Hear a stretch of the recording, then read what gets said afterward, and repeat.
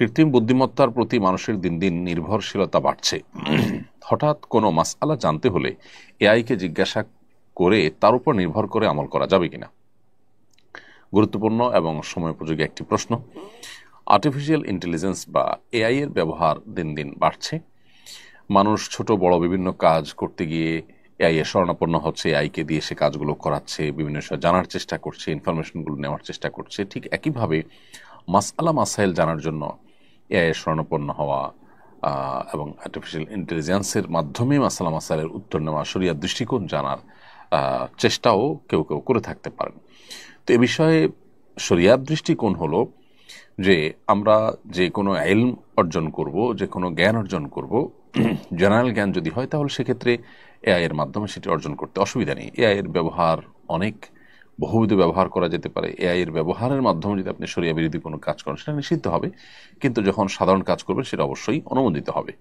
অতএব এআই এর মাধ্যমে সাধারণ তথ্য উপাত্ত সংগ্রহ করা বা কোনো ইনফরমেশন নেওয়া বা বিশেষ কোনো শরীয়ী দৃষ্টিকোণ থেকে বৈধ কোনো কাজ করা, এটা তো জায়েজ আছে, কোনো অসুবিধা নেই। তবে শরীয়তের কোনো মাসআলা মাসাইল, কোনো বিষয়ে হালাল হারাম, আল্লাহর আদেশ নিষেধ এটা জানার জন্য এআই এর শরণাপন্ন হওয়া বা এটার উপর নির্ভর করা জায়েজ হবে না। শরণাপন্ন আপনি হয়তো হতে পারেন, কিন্তু সেটাকে ক্রস চেক করতে হবে দক্ষ ওলামা ইকরামের মাধ্যমে বা কোরআন এবং হাদিসের আলোকে আপনাকে চেক করতে হবে সেই ইনফরমেশনগুলো সঠিক কিনা। কারণ জাগতিক বা পার্থিব কোনো ইনফরমেশন সঠিক বা ভুল হলে আমরা যতটা ক্ষতিগ্রস্ত হব, শরিয়ার কোনো বিধিবিধান আমল করতে গিয়ে, পালন করতে গিয়ে, জানতে বা মানতে গিয়ে যদি আমাদের ভুল হয় তাহলে তার ক্ষতির পরিমাণ, মাত্রাটা অনেক বেশি হবে।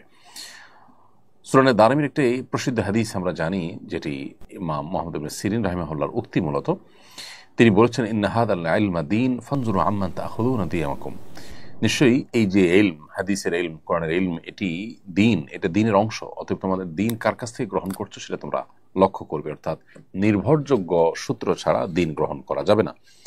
অতএব এআই বা আর্টিফিশিয়াল ইন্টেলিজেন্স এর উপরেই শুধুমাত্র নির্ভর করলে সেক্ষেত্রে সঠিক মাসআলা পরিপূর্ণ আমরা নাও জানতে পারি। কারণ আর্টিফিশিয়াল ইন্টেলিজেন্স মূলত তার নেটওয়ার্কের ভিতরে যা আছে, সে যা পাবে সেখান থেকে সে আমাদেরকে আসলে কাস্টমাইজ করে কিছু ইনফরমেশন হয়তো দিবে, বাট সেই ইনফরমেশনগুলো সঠিক কিনা, সেখানে ভুলভাল আছে কিনা সেটা আমাদের চেক করা উচিত।